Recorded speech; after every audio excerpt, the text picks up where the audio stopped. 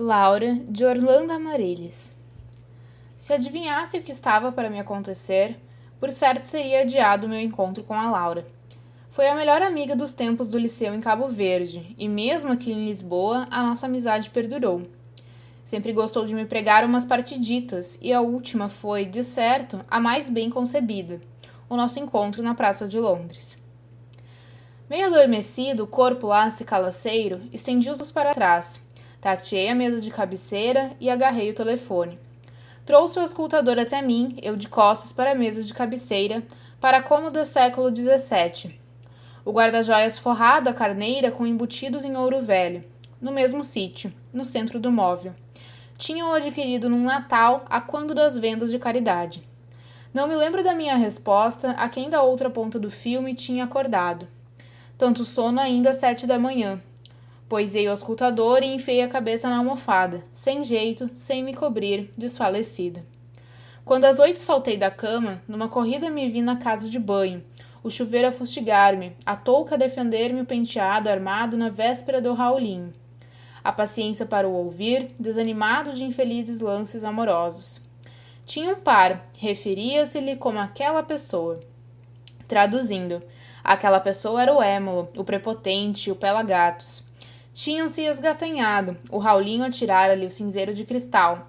A marca aí estava na mesa indiana de embutidos em marfim. Um horror, madame, um horror. E o Raulinho apertava os lábios e suspirava. Eu também desabafava com o Raulinho. Desfiava-lhe o meu dia, os filhos, o marido de alto gabarito e ainda dava-lhe conta das minhas tardes de chás, bicas com as amigas, noites de cinema ou passeios algures. Ai, nem queira saber, era o Raulinho. Tenho hoje umas cólicas. Cólicas? Era eu. Nem queira saber o que me aconteceu, madame. Aquela pessoa tem sido a minha desgraça. E juntou as mãos e fez um trejeitinho com os ombros e a boca. Que grande chato, pensei. E levei as mãos aos caracóis enfiados nas escovas carecas arrumadas na minha cabeça. Pareço uma japonesa, não pareço, Raulinho? Quase, quase.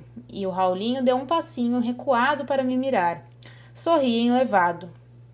Antes do encontro marcado pelo telefone, fui ao Raulinho para me dar um toque no penteado.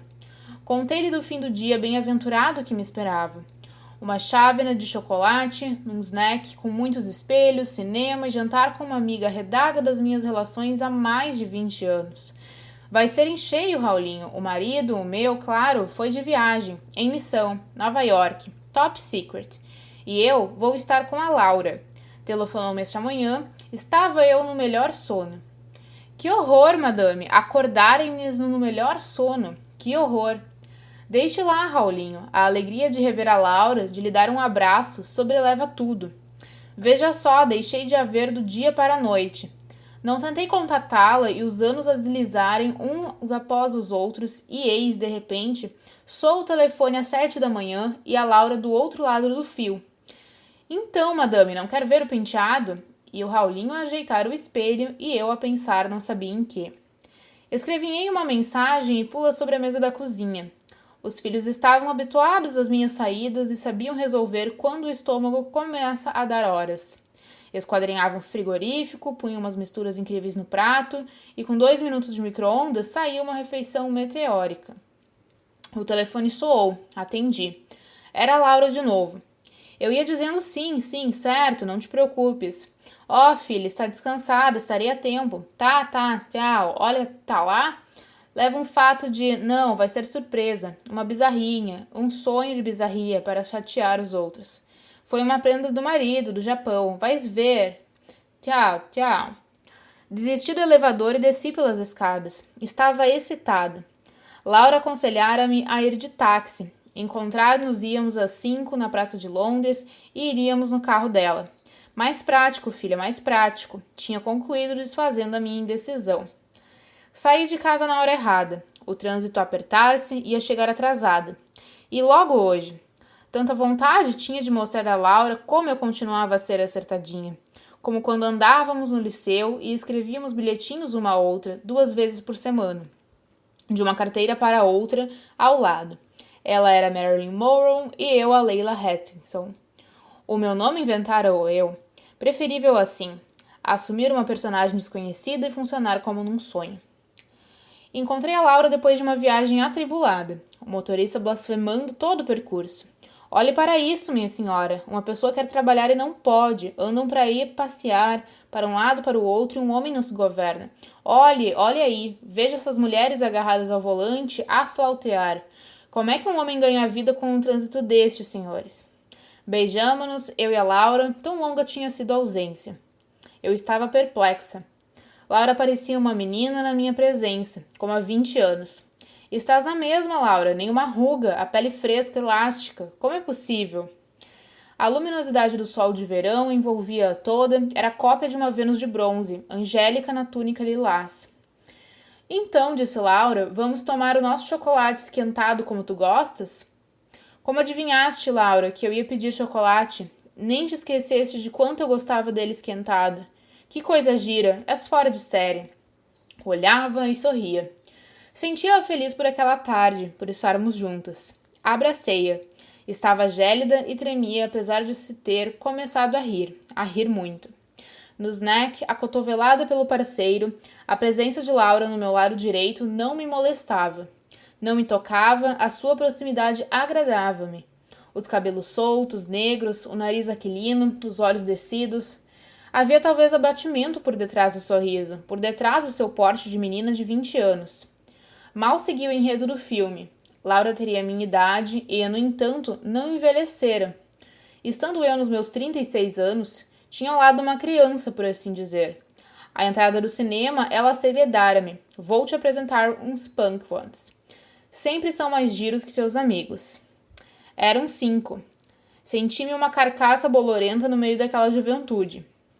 Vendo bem, comportavam-se de uma forma aparvalhada, como autômatos.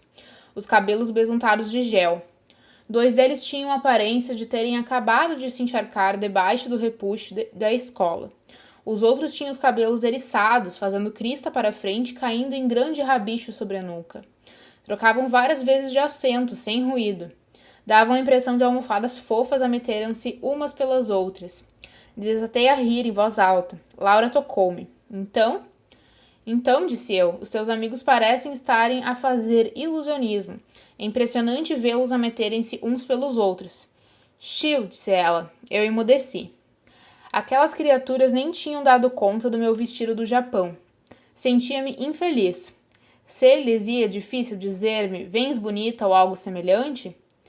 Ficamos no passeio, parados, um pouco indecisos, sem atinarmos bem para onde ir. Laura deu o toque. Olhem, e se fôssemos comer um gelado no Godinho para fazer horas e deslaçarmos o filme? Íamos depois ao 31 jantar e dançar. Ótimo, disse eu. O trânsito na Avenida de Roma não era caótico, mas perturbou-me. Estava necessitada de umas férias em sítio onde a vida fosse serena e pausada. Sem este alarde das buzinas, sem a peçonha dos mata-ratos a pairar no ar. Fugir por umas semanas dessa loucura de Lisboa depois das 18 horas. Tomar um avião para o Sal e ali uma avioneta para o Mindelo, ou Praia, ou São Nicolau. Laura puxou-me. Anda, atravessa agora. Vi os punk ones saltarem, esgueirando-se por entre os automóveis. Os fatos negros e brilhantes com os desenhos pavorosos nas costas e à frente pareceram-me lindos, fascinantes. Laura seguiu-lhes naquela doideira como se deslizasse no ar e eu também avancei, afoita, alegre e imprudente, quase loucada. Na minha cabeça um estrondo, um trovão. Não me apercebi bem, mas devo ter sido atirada para o ar e não senti mais nada. Julguei ouvir gritos, insultos, apitos, buzinas nos breves segundos seguintes. A escuridão tomou conta de mim. Quando acordei, Laura estava ao meu lado, o ar triste, o mesmo ar que eu lhe notara quando tomávamos chocolate quente naquele snack com espelho por todos os lados. Que coisa horrível, Laura, como foi isso? Felizmente já passou. Sinto-me apenas um pouco desfeita. E este chumbo sobre o peito dá-me uma sensação de desconforto. Caramba! Laura olhou-me longamente, sem nada dizer, segurou-me a mão. Eu tremia. Laura não me respondeu. Eu devo ter pedido sentidos ou, pelo menos, fiquei de olhos cerrados, porque me assaltou um desejo incontrolado de ver o meu marido e os meus filhos. Laura, já avisaram o meu marido? Não é preciso, ele já sabe, já o soube. Por que não estão ao pé de mim? Estarei assim tão mal? Os Punkwans ao meu lado, calados, apreensivos com a minha situação. Olhavam para mim com um misto de pesar e desânimo, como se nada pudessem fazer. Olhei à minha volta para o aposento branco e nevoado. Não distingui os sons. Julguei ouvir o frigorífico funcionar ou trabalhar de máquina de lavar. Era assim como um zumbido no ar, e eu a jazer para ali e eles à minha volta com um ar de pilha-galinhas. Laura, gritei. Segura-me, dá a tua mão. Diz-me o que me aconteceu. E sossobrei em lágrimas. Não chores, minha irmã. E eu não sou tua irmã, gritei. Eu quero os meus ao pé de mim. Não percebes, Laura? Ela tomou minha mão e apertou-me. Acalma-te, anda. Não blasfemes. Nem te desfaças em histerias. Não te leve a lado nenhum. Caí em torpor. Quando despertei, estava tudo às escuras. Sentei-me na cama e chamei por Laura. Ela estava ao meu lado, muda. Estavas cá? Eu não te via? Pois não, chamaste-me. Cá estou. O que aconteceu depois será inconcebível de ser narrado. Eu hoje ainda me pergunto se, quando nos perturbamos ou ficamos transtornados, os atos ou passos da nossa vida nos levam a ser tão ingênuos a tal ponto de nos entregarmos ou nas mãos dos outros ou nas do destino, do deixar correr à espera de qualquer desfecho, bom ou mau. Não importa. Laura levou-me pela mão por corredores infindos através da escuridão até depararmos com uma porta ampla. Na nossa frente, um salão vasto e iluminado. Chegamos, disse ela. E onde estamos? Perguntei a medo. Na esfera 9, segredou-me ao ouvido. O que? Avariaste? Não, tenho de te acompanhar. Fui incumbida de estar sempre ao teu lado. Lembras-te do desastre. Sim, me lembrava. Será tirada ao ar bruscamente depois e depois mais nada. Foi isso mesmo, minha irmã. Irritei-me. Não me chames minha irmã, eu não sou tua irmã. Eu sei, mas aqui é assim. Quando te telefonei naquela manhã, essa tarefa já me tinha sido designada. Eu já estava no astral desde há 20 anos. Por isso tinhas deixado de me ver. Não, não. A minha voz saiu estridente e aguda, mas era uma voz sem som. Apenas soava dentro da que eu tinha sido a gritar, e caía em mim. A sensação era a mesma quando a encontrei no snack. Sentia-a transparente, etérea. Não pode ser, protestei, não pode ser. Não te vale de nada lamentar-te. Estou cá há uma eternidade, à espera que tu despertasses. Já lá vão 60 anos terrenos. Então eu morri, Laura, eu morri. E desatei numa guisa sentida, mas reagi com raiva. Tu mataste-me, seu demônio. Não te aproximes, demoníaca, diaba. Nenhuma coisa nem outra. Não morreste, passaste-te. Tive de me materializar para que tudo pudesse acontecer como estava programado. Era essa a minha missão e eu organizei-a. O que julgas tu? Aqui também temos de trabalhar. Para nos purificarmos, concluiu menos convicta. Mas tu, repito, não morreste, passaste-te para outra vida. E tens de te purificares para poderes ir mudando de esfera. Eu continuava a chorar. Laura, até aí calma, procurando fazer-me compreender a minha nova situação, perdeu as estribeiras e gritou para mim. Julgas que não me custa estar aqui? Essa não é a minha esfera. O meu lugar no astral não é aqui. Mas tenho de cá estar por tua causa, compreendes? Para te guiar. Os Punkwans, num canto do salão, tinham recomeçado o jogo de se enfiarem uns nos outros, como fizeram no cinema em terra. Estes também estão à minha guarda, estão a expurgar-se. Julgas que eu gosto disto? Laura parecia extenuada, mas teve forças para me informar. Eu também cá estou a purificar-me. Como em qualquer lado, o trabalho tem uma finalidade. Purificando-vos, posso atingir a sublimação. Eu estava aos soluços. Também eles se revoltaram quando aqui chegaram. Laura olhava-os com carinho, como uns filhotes traquinas. Fui buscá-los de uma só vez, uma verdadeira enxurrada, todos com overdose. Se eles quiserem voltar para acabar de cumprir a sua missão do planeta, voltam. É-lhes dada a oportunidade de fazer essa opção. Mas preferiram um astral como eu. Estamos a purificar-nos, ajudando-os uns aos outros a purificarem-se. E o meu marido, os meus filhos? Berrei desesperada. Laura riu-se, compreensiva. O teu marido passou-se há muito tempo. Custou-lhe um bocado quando te perdeu. Sabes como são os homens, consolam-se depressa. E ficamos no mesmo jazigo? Ao menos ficamos no mesmo jazigo? Minha querida, isso de jazigos não conta para cá. Pra ficha nenhuma. Até porque ele já não te é de nada. Quando desencarnou, aceitou a situação. Aliás, alcançada de uma forma razoável. Uns meses na cama, uns tratamentos de cobalto, umas dores de pôr, um homem de cócoras e, numa bela madrugada, passou-se. És diabólica, Laura. Não lamento o não ter te procurado nos últimos 20 anos de minha vida. Procurar-me como, se eu deixara de existir como ser humano? Detesto-te, Laura, detesto-te. Laura mostrava-se de uma paciência sem limites. Ouve, tudo estava predestinado para ti, para mim, para os teus, como aliás para toda a humanidade. O universo é um computador sem competidores. Tudo já vem programado de há milhares de séculos. Senti-me apavorada. Onde eu tinha ido cair? Então, por que não vi ainda o meu marido? Há coisas que não devem ser explicadas, mas posso adiantar. Ele encontrara-se na esfera 4. O seu sofrimento nos últimos tempos de vida foi para evitar ficar na 0. E quanto a ti, não fosse o carro, aquela atrapalhada, talvez estivesses por aí a navegar sem rumo. Compreendes agora? Atirei-me para o acaso no meio do meu desespero. Fiquei para ali, a alma agitada de soluços, em letargia. Laura ajudou-me a levantar. Fê-lo com meiguice. Olhei-a na sua eterna beleza dos 20 anos e sentei-me outra vez. Já te passou a birra? Perguntou, debruçando-se um pouco. Trazia um binóculo na mão. Quanto mais o tempo passa, mais se agrava a tua situação. Disse isso como se dissesse: gosto deste gelado, tem um sabor tão bom. Mas que ideia foi a tua de irmos ao Godinho comer o gelado, Laura? Até porque não há nenhum Godinho dos gelados na Praça de Londres. Não me conformo, não me conformo.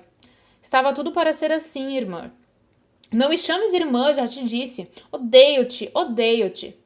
Levantou o binóculo e deu-mo. Não precisas regulá-lo. Basta pensares numa esfera qualquer entre 0 e 33. Talvez te acalmes e possa haver entre mim e ti uma conversa com mais coerência da tua parte. Eu tinha o binóculo no regaço, casmurra, com vontade de o atirar no espaço, fazê-lo em estilhaços. Laura encostara-se a um canto do salão. A voz dela chegou até mim, pausada lá de longe. Tenta não continuar a ser teimosa. Nessa brincadeira já se passaram mais 40 anos terrenos. Quero dizer, há um século andamos nisso e não adiante peva para a tua sublimação. Levei o binóculo ao nariz como se não o ouvisse. Ia-me apercebendo do tempo no astral. Compreendi então a história do passarinho a trinar para o monge sentado na pedra, envolvido no doce pipilar. Ajeitei o binóculo e pensei, ou melhor, atirei fluidos para a esfera 12. Estás a pensar na esfera 12? Disse ela num sopro. Lá vens tu com suas bruxarias. Estou, pois, e daí? Vês um senhor de grande bigodaço, um pouco feiote, não vês? Não respondi. Vês ou não vês? Insistiu.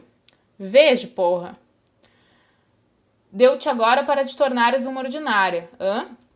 A vida vai andar-te. Para trás. Vai, vai. Tomou um ligeiro pânico, mas não respondi. Pois é, alegra-te. Esse é Camilo Castelo Branco. A esfera dele é a 12. É guia espiritual. Se ele quisesse, punha o mundo a toque de caixa.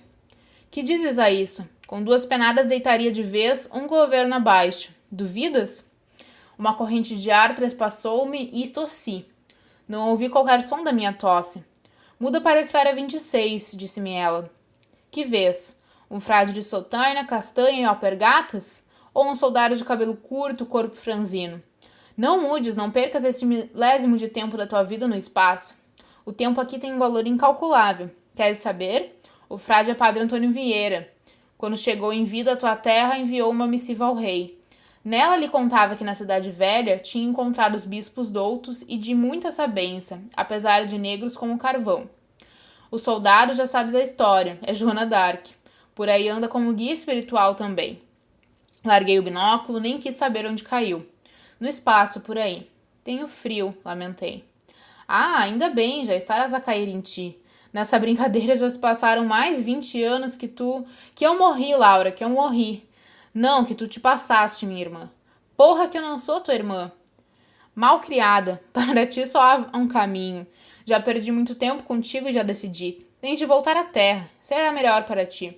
Vais depurar-te nas tuas lutas mesquinhas, nas humilhações, na filáucia do parceiro. E vais ter de escolher, seres virgem de saia ou fraudiqueiro. Lembrei-me do Raulinho. Penteava-me com uma delicadeza, não sentia aquelas mãos de seda na minha cabeça. Laura continuava a industriar-me. Podes vir a morar num prédio das Avenidas Novas ou mesmo nas Amoreiras, ou então numa barraca para os lares de Odivelas. Se quiseres, também podes renascer no estrangeiro, em França, por exemplo. Sorriu e acrescentou. De qualquer maneira, já não virias de França. A cegonha tinha de te ir buscar. Engraçadinha, disse eu entre dentes. Um aviso, logo que renasceres, esquecerás toda a tua experiência anterior. Combinado? Deixei-me estar, enfastiada dessa prosa de tão pouco interesse para mim. Laura sacudiu-me. Decide-te porque tenho de preparar o caminho para seguires no momento próprio. Não me decidia, presa à minha vivência de onde estupidamente fora arrancada. Cascais, marido, filhos, um roupeiro amontoado de trapos, bichanices com as amigas. Que diabo? Onde estaria o binóculo? Sempre quero ver onde anda o meu marido. Laura aparecia sempre em momentos inoportunos, eternamente na túnica lilás. Não vai procurá-lo, refiro-me ao teu marido. Agora já não o é, disse sem rodeios. Reencarnou já por 2 vezes, fez grandes progressos nessa última encarnação. Está na esfera 14, com o Bento de Jesus Caraça, com Antônio José da Almeida e com o antigo vereador da tua rua, aquele homenzinho bonacheirão e gordo, Almeida dos Papéis. Lembras-te dele? Fiquei estarrecida. Laura estava a ser sádica. Na Alfeira da Costa vai nascer uma criança. Dei-te todas as possibilidades de escolha e não as aproveitaste. Portanto, prepara-te que vamos partir. Vais reencarnar e esquecer tudo, mas tudo. Revolou-se para reaparecer 3 minutos depois, ou seja, passados 6 ou 7 meses na Terra. Seguia a contrafeita, eu não desejava despegar-me do passado. Preferi o eterno sofrimento da relembrança de um tempo tão querido para mim. Custou-me a reentrada na atmosfera da Terra. O ar pesado, o cheiro enjoativo das coisas e das gentes entonteceu-me. Atravessamos algumas paredes e acabamos por nos sentar nos pés de uma cama onde uma parturiente chamava entre berros e ais. Vi um espelho na mesa de cabeceira. Agarrei-o. Na morte. Não consegui ver nada. Aproximei-me mais. Na minha frente, um nevoeiro esbranquiçado. Recuei, trêmula. Sem cor, pensei eu. A parturiente encheu a enfermaria com os seus gritos. Jesus, acudam-me que o espelho anda no ar. Credo, minha Nossa Senhora. Sentei-me junto de Laura depois de tirar o espelho que se estilhaçou no soalho. Está quase, segredou-me a Laura. Logo que a criança comece a aparecer, incorpora-te. Depois vai ser tudo normal para ti. Vais aprender a ler, a seres criança outra vez. Quem me dera. A enfermeira pedia à parturiente, ajuda um bocadinho, minha filha, ajuda pelo amor de Deus. A criança estava quase a descobrir o mundo. Laura empurrou-me docemente. É agora, disse ela. Tive medo e segurei-me a Laura. Ela quis desvencilhar-se de mim e lutamos. Escorregou e caiu sobre a criança. Essa deu um grito. O médico agarrou-a e suspirou fundo, aliviado. Ai, senhor doutor, pensei que a criança estava morta. Ai, graças a Deus, disse a enfermeira. Estupefata, não acreditei no que via.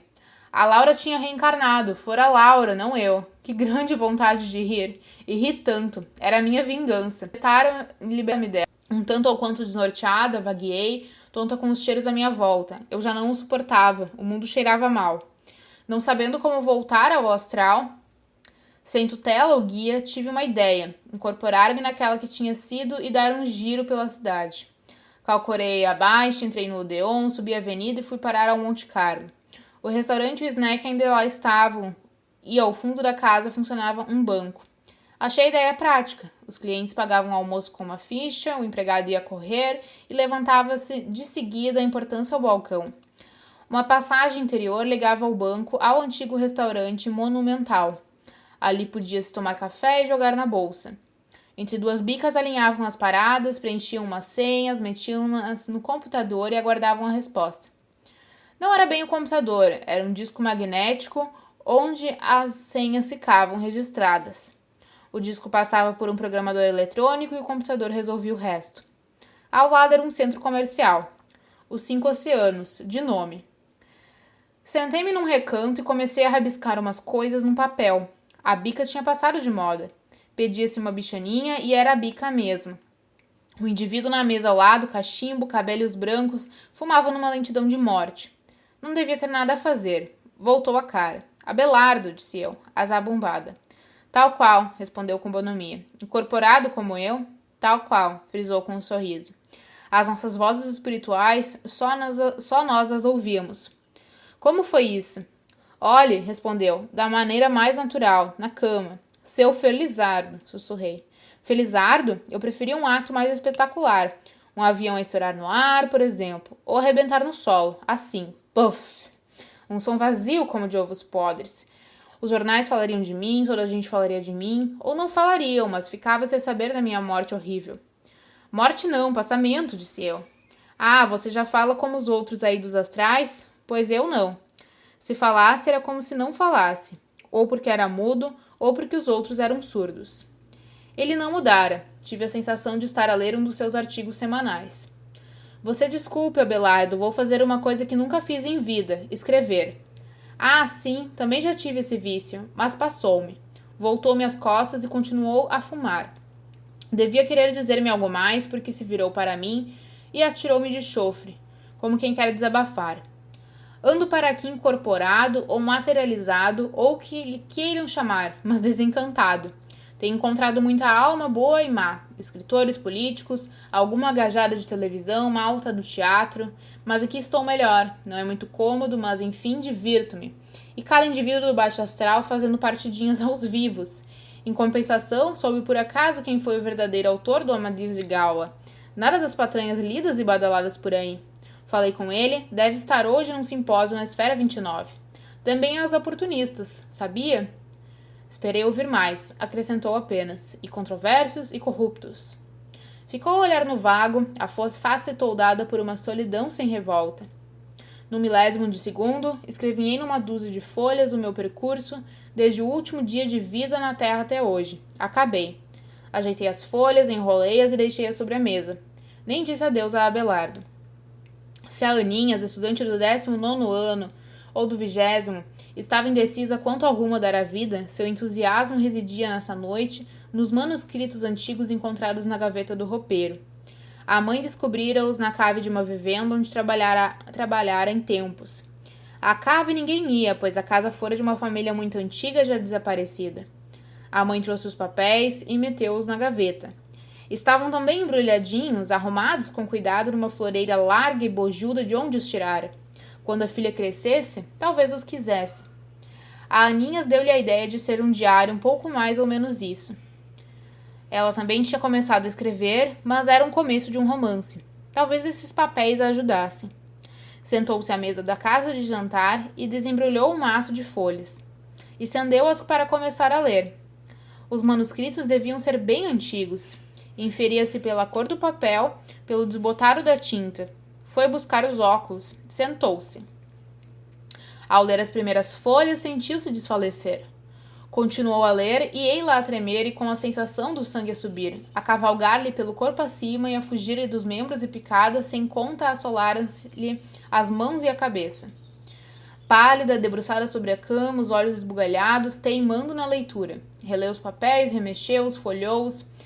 A mãe vinha entrar. Estranhou. O que é isso, minha filha? Está sem cor nenhuma. Sentiste mal? Pousou a alcova e aproximou-se da filha. Oh, minha mãe, dê-me água. Não sei o que me aconteceu. Dê-me água, por favor. Santo Deus, mas o que foi, filho? O que foi? Não foi nada, mãe. É que eu tinha começado a escrever umas coisas, para me entreter, sabe? Ela tinha começado a escrever, a ensaiar um romance ou um conto, qualquer coisa. Teve vontade de o fazer e não sabia explicar como lhe aparecera esse desejo, mas estava estaroucada.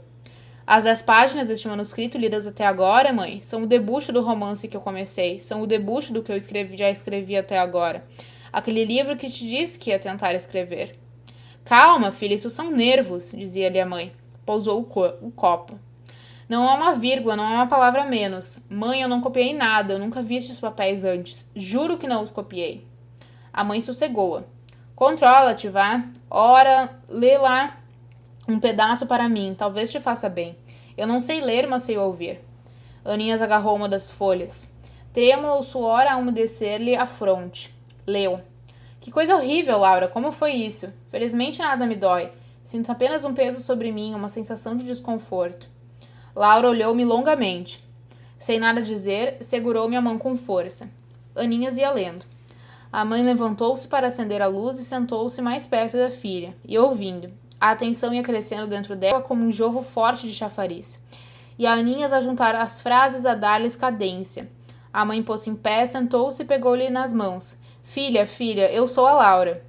Não és Laura nenhuma, tu também. Atônita, não compreendia essa atitude da mãe. Devia estar a brincar. Sou Laura. Não és nada disso, és Etelvina. A mãe cresceu raivosa para ela. Sou Laura, já te disse. Aninhas levantou a mão e deu-lhe uma bofetada. Calma, desatou a chorar. Perdão, mãe, perdão. Dona Etelvina perdeu os sentidos e caiu em coma essa noite. Foi-lhe diagnosticado um derrame cerebral e foi internada em São José. Perturbada por ter descontrolado, Aninhas andava pela casa, falava sozinha. Todavia, teve a coragem de ler o manuscrito até o fim, até a última linha. Encharcava-se em compromissos para evitar os pesadelos. Assaltavam-nas todas as noites desde o internamento da mãe. Ia para a escola, dava um salto ao hospital, tornava para casa e eram as visões, as vozes. Uma noite sonhou com os Punkwans, de blusões negros, os cabelos besuntados de gel, tristes, choravam. Acordou intrigada e nessa manhã tomou uma resolução. Foi à gaveta, agarrou os papéis e levou-os para a casa de banho. Pô-los na banheira, afrouxou-os com cuidado e chegou-lhes um fósforo. Evaporaram-se, sem estrondo nem alarido.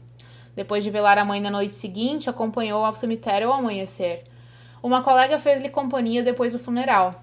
No táxi, a amiga perguntou-lhe: A tua mãe chamava-se Laura? Quem disse isso? Interpelou-a, sobressaltada. Ninguém. Foi o que eu li na fita da palma oferecida pelos teus vizinhos lá do prédio. Laura Bettencourt de Castro Madeira. Não, disse Aninhas. Não. Minha mãe era Etelvina Bonifácio.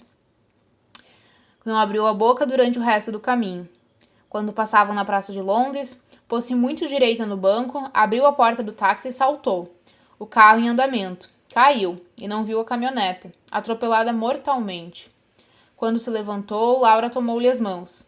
Laura? Ou a mãe? Perto os Punkwans. E o Raulinho? Morrera. Passara-se. Pela segunda vez.